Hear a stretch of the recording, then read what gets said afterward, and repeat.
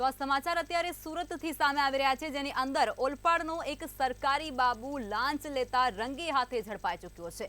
સમાચાર અત્યારે સુરતથી સામે આવી રહ્યા છે। ઓલપાડનો એક સરકારી બાબુ લાંચ લેતા રંગે હાથે ઝડપાઈ ચૂક્યો છે। દસ્તાવેજ નોંધણી માટે રૂપિયા 300 मागवा तेने भारे पड्या छे। एसीबीए छटकू गोठवी अने आ अधिकारी छे सरकारी बाबू छे तेने रंगे हाथे झड़पी पाड्या छे। आरोपी नरेश पटेल वर्ग 3 सब रजिस्ट्रार कचेरी में फरज बजावे छे अने दस्तावेज नोंधणी माटे तेओए रूपिया 300 ની मागणी करी हती, जे मांग तेओने भारे पड़ी छे अने तेओ एसीबीना छटकू जे गोठव्युं हतुं एसीबी द्वारा तेनी अंदर फसाई चूक्या छे अने तेओने एसीबीए रंगे हाथे झड़पी पाड्या छे।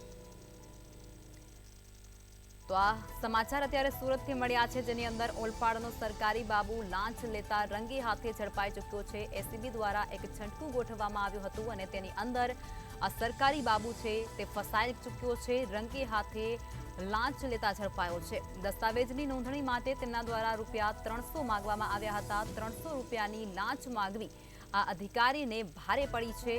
आरोपी नरेश पटेल जेवो रंगे हाथे झड़पाई चूक्या छे। वर्ग 3 में सब रजिस्ट्रार कचेरी में तेवो फरज बजावे छे तेवुं पण जाणवा मळी रह्युं छे। साथे ज 300 रूपियानी लांच मागवी तेओने भारे पड़ी छे अने एसीबीना सकंजामां तेवो आवी चूक्या छे।